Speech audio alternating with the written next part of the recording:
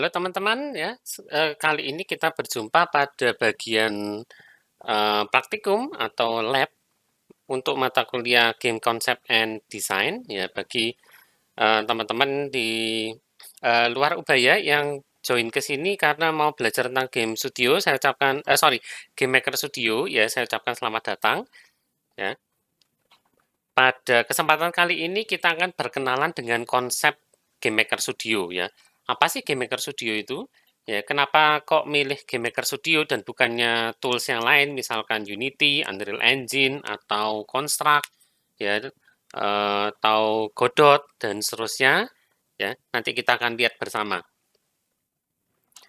Ya, materi untuk kesempatan kali ini kira-kira hanya ada 3 bagian. Yang pertama ada pengenalan, kemudian ada sumber daya yang diperlukan untuk bisa membuat game menggunakan Game Maker Studio, dan kita akan langsung masuk ke contoh kasus ya. Kita akan membuat sebuah game yang sederhana dengan menggunakan bantuan Game Maker Studio. Ya, software yang akan digunakan untuk hands-on ini adalah Game Maker Studio. Memang agak lama sih sudah ya, Game Maker Studio 1.4.9999. Ya, jadi saya akan buka Game Maker Studio saya. Kebetulan ada di Steam yang Game Maker Studio 1, tapi sudah tidak rilis ya. Yang ada di Steam yang dijual sekarang hanya Game Maker Studio 2. Ya, tapi kalau memang teman-teman masih mau menggunakan Game Maker Studio 1, nanti saya akan kasih linknya untuk download di kolom description ya. Adanya hanya trial kalau nggak salah ya. Tapi mestinya trial pun sudah cukup untuk mempelajari dasar dari pembuatan game secara cepat ya, dengan konsepnya visual scripting.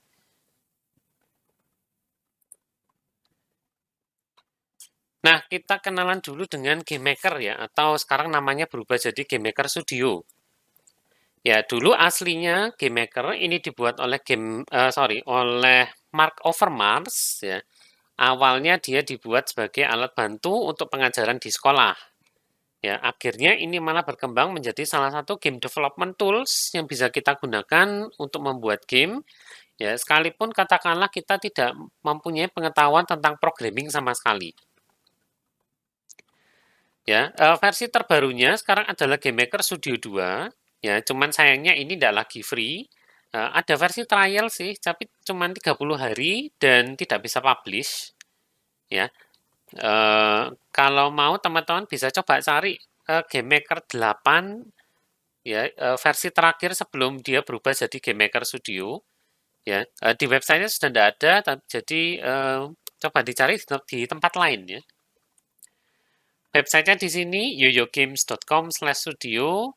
Kita akan menggunakan Game Maker Studio 1.4 ya, dan versi terakhir yaitu 1.4.9999. Ya, kalau ini sudah bisa menuju ke Game Maker Studio 2 mungkin akan relatif lebih mudah, walaupun setahu saya untuk GMS 1 dan GMS 2 itu perubahannya cukup besar ya. Tapi tidak apa-apa ya. Pelajari dulu pakai GMS 1, yang penting kita dapat konsepnya untuk mendevelop sebuah game. Kemudian kalau sudah bisa, nanti konsep ini bisa dibawa ke game engine yang lain. Tata caranya secara umum, secara garis besar, seharusnya masih sama. Ya, hanya eksekusinya aja yang beda-beda. Oke, mari kita buat sebuah project baru, atau nanti aja deh ya. Ini user interface-nya secara umum, dia memang warnanya gelap. Ya, nanti kita lihat user interface-nya lebih lanjut ketika sudah membuat gamenya langsung ya. Nah, sebelum bisa membuat game di Game Maker Studio, ya, sumber daya apa sajakah yang kita perlukan, ya, alias aset ya. Nah, untuk bisa membuat game dengan Game Maker Studio, minimal kita punya aset-aset sebagai berikut: sprite, background, sound, object, dan room. Ya, ini apa sih? Kita lihat satu-satu aja deh ya. Sprite itu mungkin teman-teman lebih kenal dengan istilah image ya, gambar ya. Di game kita nyebutnya biasanya memang sprite ya. Jadi kalau teman-teman kapan-kapan dengan sprite di industri game ya, ini bukan minuman sprite, tapi ini sebetulnya adalah elemen visual yang mewakili sebuah gambar. Ya, satu sprite itu bisa berupa satu gambar statis ya, gambar bola, gambar karakter, gambar pohon, dan seterusnya. Atau bisa juga dia terdiri dari sekumpulan gambar. Ya, istilahnya adalah sprite sheet. Ya, ini biasanya digunakan untuk bikin animasi. Nah, tipe berkas yang didukung oleh GameMaker Studio adalah bitmap, JPEG, GIF, dan PNG. Ya, cuman untuk JPEG tidak terlalu disarankan di sini karena ada kompresinya, ya. Jadi nanti kualitasnya bakal turun. Jadi lebih baik pakai PNG atau GIF, ya. Kalau GIF-nya itu sendiri ada animasinya, setiap frame itu akan diimpor menjadi yang namanya sub image, ya. Lalu kalau nama berkas itu diakhiri dengan underscore split x, dengan x-nya ini sebuah angka, maka GMS itu akan mengimpor berkasnya dan otomatis menciptakan sejumlah subimage sesuai dengan angkanya ini. Ya, jadi kalau saya punya bola underscore split 4.png, maka waktu diimpor ke GMS, saya akan dapat 4 subimage bola. Ya, subimage ini apa? Kita akan lihat beberapa pertemuan berikutnya dulu ya. Untuk sekarang kita pakai satu gambar statis dulu. Background, tentu saja ini adalah gambar latar, baik di belakang maupun di depan, ya background atau foreground, yang ditampilkan sebagai hiasan untuk sebuah level. Ya, dia bisa berupa yang disebut tile set. Jadi gambarnya ini terdiri dari kotak-kotak, ya. Eh, makanya disebut tile. Ya, tiap tile itu adalah berisi gambar-gambar tertentu yang lebih kecil. Ya, kumpulan gambar ini biasanya digunakan hanya untuk sebagai hiasan latar saja. Kita juga akan menyentuh tile set nanti kapan-kapan ya. Format file yang didukung bitmap, JPEG, PNG, dan GIF. Lalu ada sound ya, suara. Ini adalah elemen non-visual yang mewakili suara dalam permainan, bisa berupa background musik, BGM, formatnya MP3, ya, atau sound effect. Ada yang menyingkatnya SE, ada yang SFX, ya sama aja. Untuk SFX biasanya kita pakai formatnya WAV.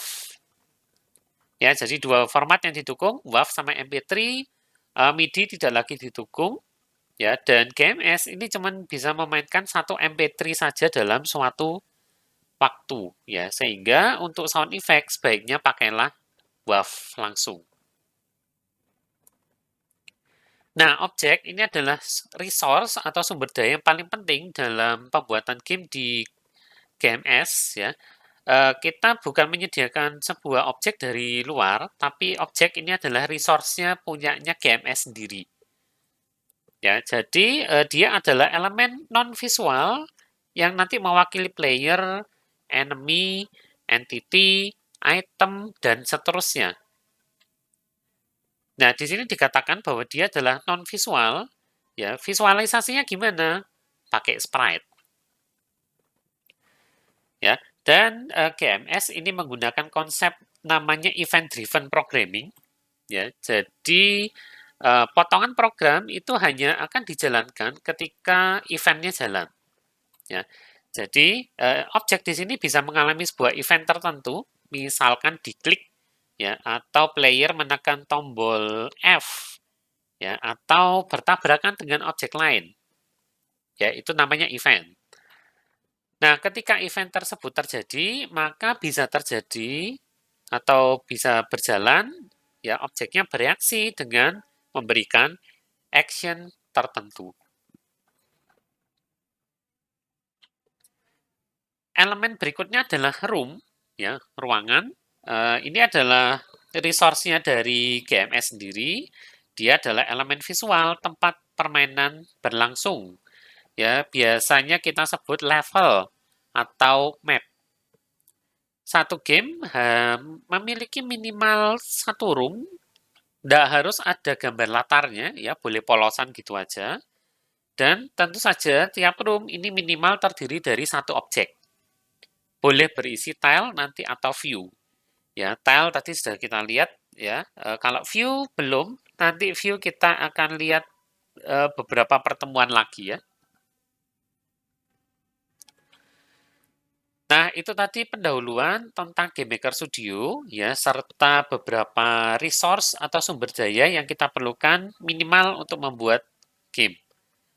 Ya, setelah ini kita akan langsung mencoba untuk membuat game yang sederhana menggunakan GameMaker Studio 1. Ya, jadi jangan kemana-mana dulu, saya akan pisahkan ke video yang berikutnya.